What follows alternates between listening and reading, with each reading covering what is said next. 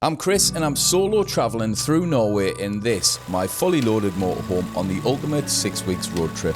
I'll be filming 42 daily episodes and releasing them every Tuesday and Thursday for the next 21 weeks. So hit subscribe and join us on this incredible road trip. Now let's get back on the road.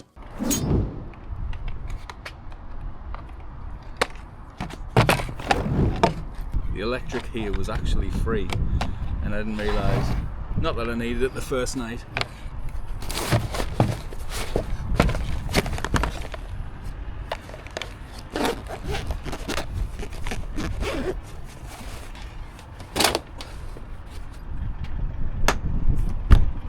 Good morning and welcome back to another video. Today I have got a few little locations to go and visit and I'm not entirely sure really what any of them are. I just seen them on a map and thought, yes, let's go and have a look at them. And as always, what I also forgot to do is lock this table. And one of these days, I'm definitely gonna break that because I always forget to lock it. Oh. Let's see what this little toilet thing looks like. Looks brand new, that. There's no excuse as to why we shouldn't have these dotted around in the UK. Literally none.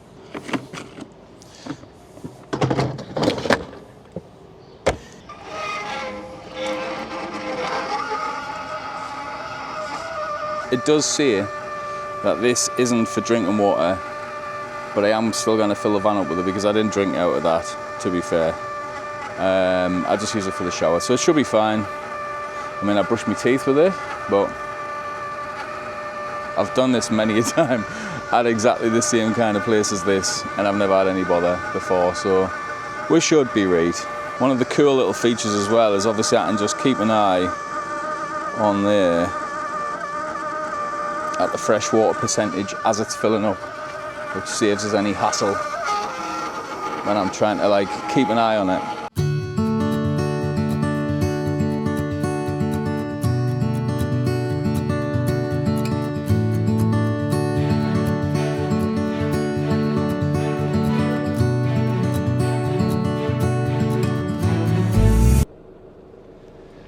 Last night I got an absolutely shocking night's sleep. People turning up late as out, like quarter to midnight I think they turned up in the little transporters last night, and they were in and out the van, just slamming the doors, cooking outside, eating outside, talking outside at after midnight, which is just selfish and there's no need for it. So I didn't get a lot of sleep there, and I definitely didn't get any sleep the night before either, because obviously the bars and stuff, and you're quite close to that kind of thing. It's a shame as well because it's a cool area, but the reviews on Park for Night were bad anyway, so I suppose I was expecting it, but it's confirmed that the reviews were correct because it was like that while I was there as well.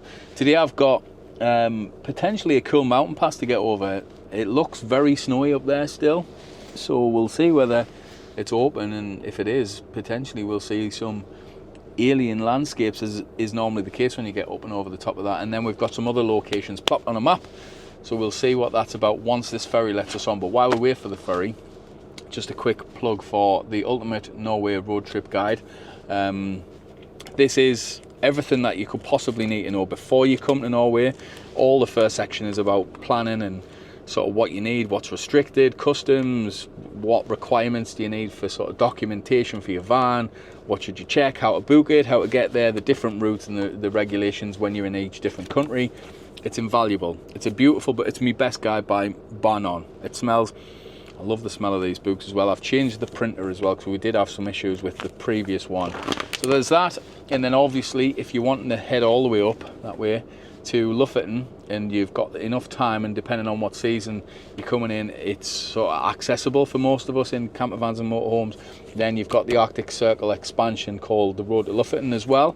And I think I've still got a couple, not many, of the limited edition complete packs as well, which comes with the Road Look Like This photography book.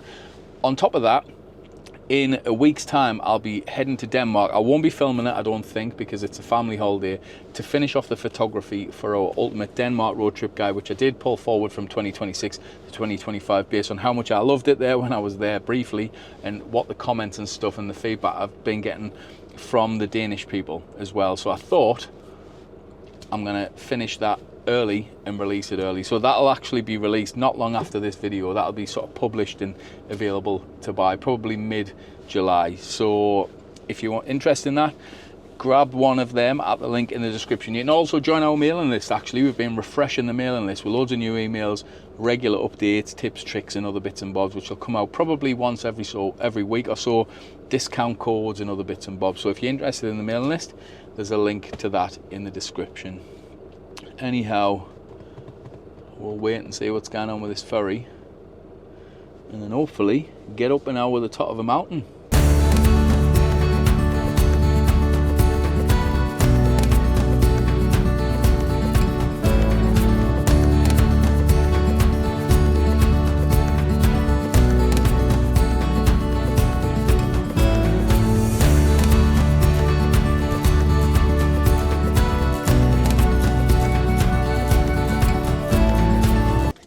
So I was just driving after I've stopped for some scran, and I've just seen a little pullover area which I missed. I didn't have a chance without slamming the brakes on. I didn't know if there was out behind us. I'm stuck. Oh, I can't. So I'm gonna walk back down this road and see if I can get it, because that just looks beautiful. Especially with the way the lighting and stuff is as well. It's a very different feeling place again, this actually. It feels, I don't know. I really don't know what it feels like. Norway is such a varied country. So varied. It feels very Scottish to, like, in some respects, but then some of the mountains are just different. It's like they're made out of a different rock to other parts of it. And the reason I came over to this area is because them ones over there on Google Maps, it looks like almost steps. And then as you're driving, you can see all the layers. So I'm hoping that I'll be able to maybe show you what I mean by that. Just on the satellite view, you could see the shape, and I thought, sod it, we'll head over to that direction, see what that looks like. And up to now, it's very beautiful. Not what I expected it to be like, actually. Super quiet again. This is what I'm after. This is definitely what I've been after. So this was the pullover area that I missed somehow, even though it's massive. I just didn't want to slam the brakes on without having to. I just didn't want to slam the brakes on without checking that there was out behind us, to be fair. And by the time I seen the view, it was a bit late. A bit of a difficult one to photograph actually, because you got all the bushes and stuff in the way. And I was hoping for the light that's hitting that one to sort of hit some of these in the background as well, because it's up on that one as well up there. But I don't know if it's going to, and even if it does, whether I can really get the kind of angle I was wanting to get. I don't think I can.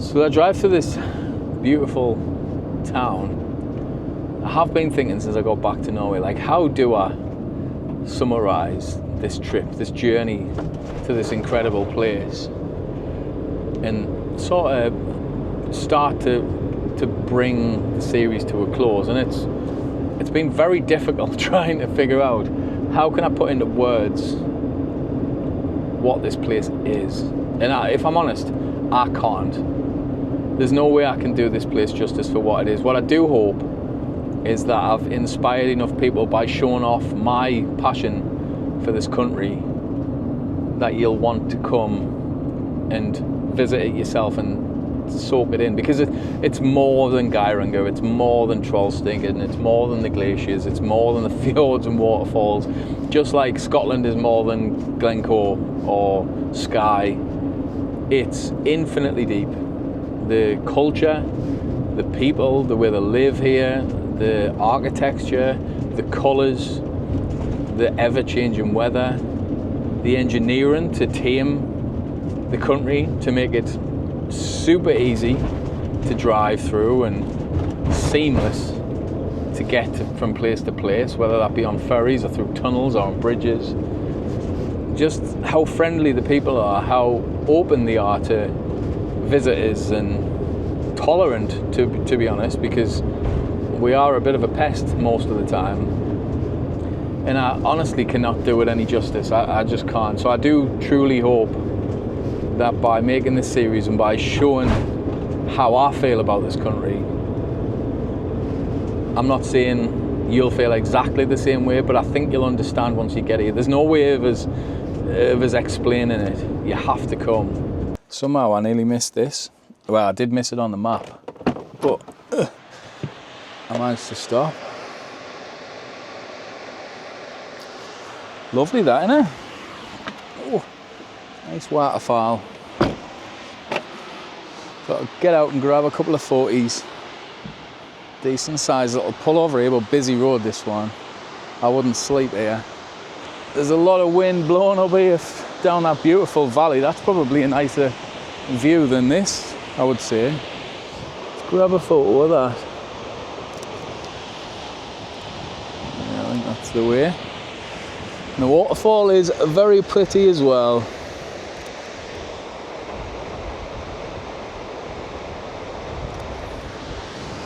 I'm not a massive fan of photographing that kind of thing. Just point and aim at it like everyone else, especially when you kind of get any other angles. But the view down the valley is very nice. Quite a nice big pullover area. I wouldn't probably stay here because the road is pretty busy, to be fair. But nice scenic. You can see all the waterfalls. There's one up there, there's one there. Quite a few. Nice little spot this. Ooh. I don't know if there's much else to look at. Nope. Anyway, somehow nearly missed this on the old map when I was plomping some places down, so thought I'd show you. Nice, isn't it? Very nice. Oh, there's a bit of light coming down the valley. See that? We'll wait till that gets down to about here.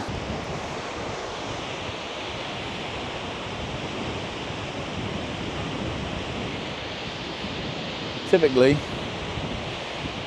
it's went behind a cloud now, so I don't think it's going to come.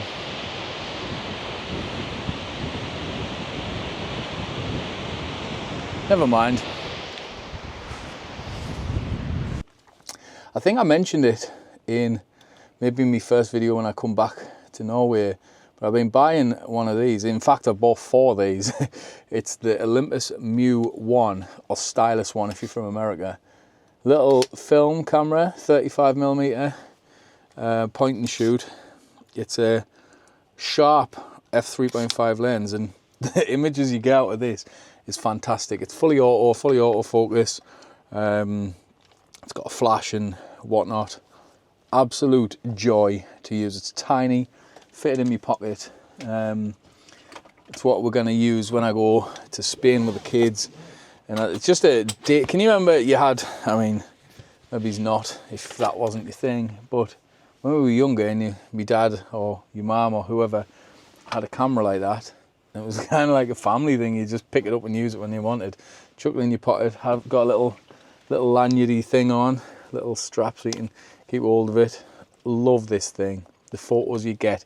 It's the moments you capture on these. I hate phones. I cannot stand them. I hate taking photos on them. I hate taking videos on them. I cannot stand it. It's the most pointless thing ever. I hate them.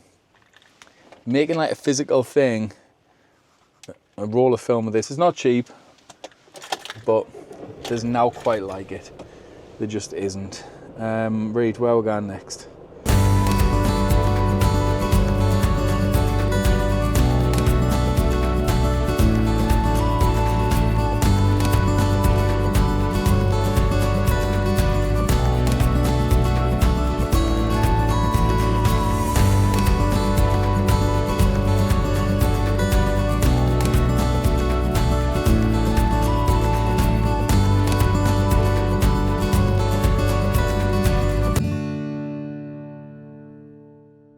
since the weather's not particularly fantastic, and since there's a nice park over here, I might stay here for the night. It's early, like, it's only 3 o'clock, but I've got some bits to do anyway. So what I think I'll do is I'll show you my little setup that I have in the van, how I use my van as an office and all of that sort of good stuff, because I'm not really going to be going anywhere else. Well, there you go. Parked up for the night despite the fact that it's not even 3 o'clock yet. Oh, it is. It's a minute past 3. So pop me little keys on there, and I thought I'd show you essentially the kind of setup. We've had a lot of people asking about the van, the layout, where's the beds, everything else, and although I've made videos kind of overviewing the van a little bit, I thought I'd show you. So for anyone that's unaware, there's 2 double beds. So there's one up above here, one, as you can see, above here. So they both can be raised and lowered using this. So if I lower that down, and you can lower it more, but obviously I've got that little lamp thing. This is the bed. I store all the pillars in there. I've got a skylight above there, and the same in this one. This one does go off on an angle, so it's double at the top and slightly narrower than double at the bottom, but it doesn't make any difference. So we sleep in this one generally. Well, I say generally, we always sleep in this one. So the living area is this. So this is my coffee machine and my little plant. Put that back in there. These are all just velcroed down. I've got this black strong velcro. This is velcroed down. The extension is velcroed and just plugged into here.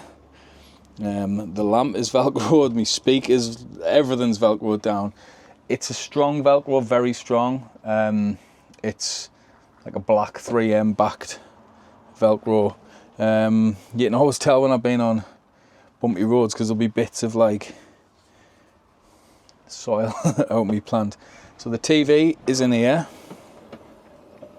32-inch telly that I stole out of Amelia's bedroom because it fit perfectly when I first got the van. Bless her, she didn't have a telly for about 3 weeks. So that goes in there. We've got my 3D printed organisation drawer in here, which is just loads of crap really, remotes, chargers, Hoover plugs, Xbox controller for an Xbox that's not even currently in the van. I've also, obviously, as you can see, there's a knee cushion there. That has been finally completed, but I haven't picked it up yet. So when I get home, I want to pick that up and we'll have a look, see how that works.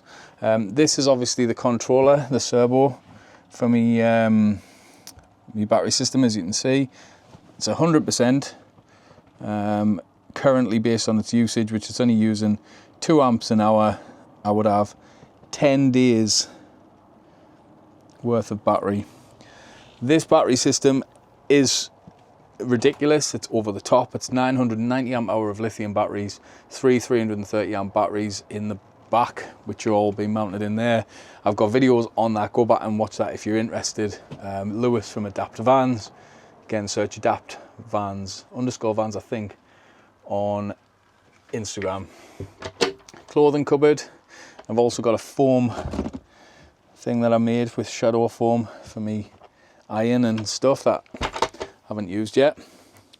Some 3D printed storage for me diaries. This one's my 3rd one that I'm nearly finished. I've got a few pages left and then my spare one for when I finished it. Also 3D printed. Anywhere that I could put extra storage, I've put extra storage, just because you never know when you need it. The crucifix is 3D printed. These are velcroed on with the command strips, I think they're called. So, yep, pictures of the kids just taped on. This obviously came with the van. This is 3D printed chopping board holder, 3D printed salt and pepper holders with a little bit of Sparky's tape on just to give it enough of a nip so that it doesn't move at all. 3D printed, 3D printed, 3D printed for me torch with a magnet in. 3D printed key holder, 3D printed towel holder, quite a bit of 3D printed stuff. 3D printed, obviously 3D printed. I 3D printed the brackets, as you can see there, because obviously now that I've got seat belts fitted here, it's lifted the back up, which meant the head rest had nowhere to go. So I've made them and secured them on. There's 3 of them along there. I've got these, which are for my cameras. So I've got one point that I can stick it here. I can stick them on top of here. I've got this sticky pad thing there. I've got this one here. I can sometimes stick it on here as well. I use the fridge. So that's how that's done. The bathroom. So I 3D printed that. That just fits in there. I 3D printed this. This come off the other day. Just a soap holder, can be taken off. There's also another one of them behind there, which you use when you're in the shower. 3D printed the towel holders, 3D printed this and that, so that I'm not having to press on mirrors and stuff anymore. I've got a Ring doorbell, that's there. 3D printed. There's a lot of 3D printing. When I first got my 3D printer, just any tedious little problem I was trying to fix, basically. So that's what I've done. However, what I'm going to do is I'm going to show you how I turn this area into an office, because I use this as a lounge. It's like a chill out area, and this is work. So this is my office.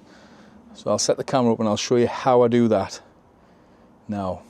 So I always just chuck my bag, which has got now in it really. These are Peak Design little electric bags of, I mean, they're ridiculous how much stuff you can fit in here. So that's that. Then what I've got here, toiletry bag, my gigs, bits and bobs, so I'll get rid of them. I can't, not them on there. So this is my monitor. I am planning on building, 3D printing some sort of mounting system. For the time being, it sits with a seatbelt on. Obviously the table can be moved quite a bit, and I do keep my air fryer down there as well. So, take that off. I always just leave the HDMI cable and the plug left in the back of it. I'll put that there. Got my mouse with a little mouse mat because it doesn't really work very well on a white surface.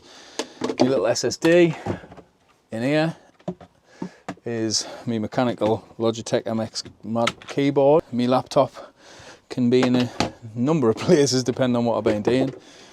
And I've got a charger which is plugged in all the time. So I'll plug my Mac in, plug my mouse in, and then plug the HDMI cable in, and we are, from that point onwards, good to go. So basically, with Mac, and I'm not sure with laptops and other bits, but presumably they're very similar, as long as your Mac is powered on, it's got like power from a plug, and there's a keyboard, mouse and monitor externally plugged in, it'll basically work like a desktop does. So essentially, this is how I use it. What I also have to do here, because the table's too high, is I'll sit on a couple of cushions like my auntie used to when she used to drive because she was too small. Mainly because I like to sit sort of much higher than what I am. I think the height of this table is tailored more towards sitting in the driver or passenger seat, because this table does sort of go all the way over, so you can fit 5 people around it. If you're eating, you've got the chair there, driver and passenger, and you can technically fit 2 people in here as well, but we never use it like that. This is just used as an office. So this is kind of the setup when I'm editing videos, photos, any work that I do in the van, I do it from here.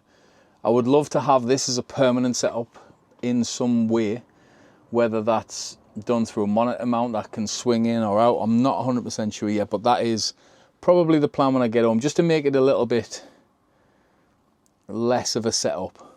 I mean, it's not really hard to set up, but it's just the monitor hasn't really got a home. So, like I say, normally I'll just plonk it here But see, I've got someone else in, or I've got other bits and bobs, that doesn't work. So this is kind of the setup. Works flawlessly for me. I need a separate work area and then a lounge area. I cannot mix the two. Even at home, I've got my office is where I work, but I don't chill in there. There's no TV in there because I just get distracted too easily. So if you're not a child and you're capable of not being distracted, then I suppose you could have that there. But that's not how I have it. I mean, this table is massive as well because it does spin round and then double in size. And that's scruffy, by the way. So that works well. So that would be a perfect working area, I suppose.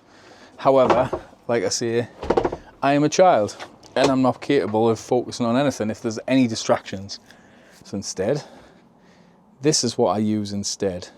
So then, if I slide out my desk, this is where I keep the air fryer. So I'll show you the air fryer. It's a big Ninja Dual Zone thing, like a vertical one, which I'll show you in a sec. So I just put it down there because it's nice and easy for storage. And when I'm using it, it lives on here. So this is it. So it's the Ninja Dual Stack, I think. I don't know what it's called, but this is a basically vertical one. It's got the dual zones, but because they're like above each other, if you've got them both on, you need to cook things for a little bit longer, but it works fine. It pulls about 2.5 to 3,000 watts, which the inverter can deal with. So usually I'll be busy working, have something cooking on here. I've got Starlink running at the same time, and sometimes the fridge also running off electric, and it's fine. It's never gone off yet. So this is what I'm going to be cooking in and eating. And I think I'm going to cook some of these bad boys. Hickory spare ribs, the lush. I first found them when I was in Norway, and since I've been back home, when I went back home a couple of weeks ago, I noticed Sainsbury's and stuff have them in.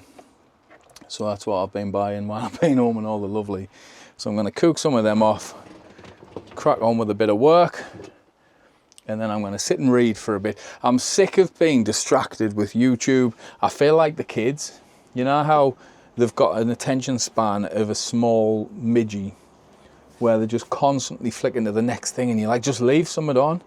I am getting much worse. I'm nearly as bad as the kids now. So if I'm sitting watching YouTube on the telly, which is all I normally watch, like every video it gets so far in, I'll flick onto something next all the time, and it's really irritating. So I'm going to sort of have to retrain myself to not be like that, to put something on, and even if I've got to put the remote on the other side of the room so it's not accessible to just flick, I'm going to have to do it, because it's really starting to annoy us how distracted and how bad me focus is on stuff. So that's the plan. But anyway, it wasn't the type of video I intended on making. I'm not sure what I was planning on making, but I hope you've kind of enjoyed it. And I'll see you in the next episode, which is tomorrow. I'll be shooting it tomorrow, but that'll be the final episode of the Ultimate Norway road trip. And I hope you've enjoyed them. See you in the next one. This episode is part of a daily vlog series, so you can head back and watch the previous episode by clicking here, or if you're brand new to this road trip, why not jump back to episode 1 by clicking here and start it from the very beginning.